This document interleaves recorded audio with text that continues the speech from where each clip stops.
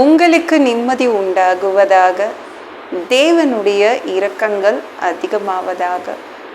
தேவன் என்ன சொல்றாங்கன்னா, சங்கீதம் 147, யுத்த நாளில் என் தலையை மூடினீர். ஐயோ, மண்டே வருதே, திங்கக்கிழமை வந்துருச்சே, போராடணுமே, வேலையில் போய் போராடணுமே, பிள்ளைங்களோடு போராடணுமே, கவலைப்படுறீங்களா? என்னுடைய பிஸ்னஸில் போய் போராடணுமே. ஆண்டவர் உங்களுக்கு திராணிக்கு ஏற்ற அளவு தான் உங்களை போராட வைப்பார். அதற்கு ஒரு முடிவு கொடுப்பாருங்க. வெற்றி உங்கள் பக்கம் தான் வரும். பாதுகாப்பார், உங்கள் தலையை மூடுவார்.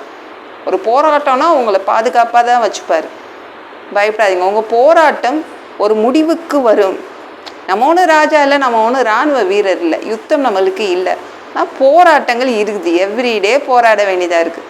ஐயோ, காலை வந்துடுச்சா, காலையில் இருந்து நம்ம போராட வேண்டியது இருக்கே, கிச்சனில் நிற்க வேண்டியதாக இருக்கே, வேலை இவ்வளோ வேலை இருக்குதே, போராட்டம் இல்லை.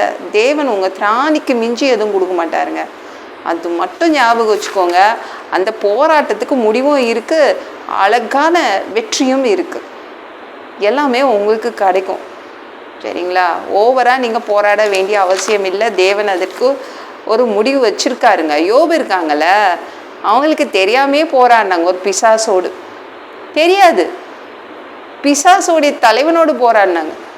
கண்ணு முன்னாடி தெரிஞ்சது மனைவி மட்டும்தான், கண்ணு முன்னாடி தெரிஞ்சது 3 ஃப்ரெண்ட்ஸ் தான். ஆனால் கண்ணு முன்னாடி பிசாசு தெரியல. அதான் பிரச்சனை. அவங்களுக்கு தெரியாமலேயே அந்த போராட்டம் போச்சு. ஆனால் தேவன் இந்த போராட்டம் ஆரம்பிக்கிறதுக்கு முன்னாடியே நீங்கள் யோபு 2:6 பாருங்கள், யோபுவோடைய உயிரை தொடக்கூடாது அப்படின்னு சொன்னாங்க. அப்படி ஒரு வார்னிங் கொடுத்து தான் பிசாசாக அனுப்புனாங்க. பிசாசு கவனமாக தான் இருந்துச்சு, அவனுடைய உயிரெல்லாம் தொடலையே, பயந்துட்டு தான் இருந்துச்சு. எச்சரிக்கை கொடுத்து தான் அனுப்பியிருந்தார். போராட்டங்கள் அவர் உங்கள் தகுதிக்கு ஏற்ற அளவு, உங்கள் திராணிக்கு ஏற்ற அளவு கொஞ்சம் தான் அனுப்புவார். முடிவுக்கு வந்துடும். ஐயோ, இந்த வியாதியோடு நான் போராடுறேன், அது ஸ்டாப் பண்ணிவிடுவார் அவர். என் பிள்ளைங்க சோர்ந்து போகிறாங்கன்னா அவர் ஸ்டாப் பண்ணிவிடுவார். அதில் வெற்றி உங்களுக்கு தான் வரும். எந்த இதையும் இழக்க மாட்டீங்கங்க. அப்படியே அவர் பாதுகாத்து தான் வைப்பார். சரிங்களா? பயப்படாதீங்க. அந்த எந்தில் போராடிடுறீங்களோ அதில் ஒரு வெற்றி வரும். அதில் நீங்கள் வெற்றி பெறுவீங்க. அந்த போராட்டத்திற்கு முடிவு இருக்குது. இந்த வீடியோ பிடிச்சிருந்துச்சுன்னா மற்றவங்களுக்கு ஷேர் பண்ண மறக்காதீங்க.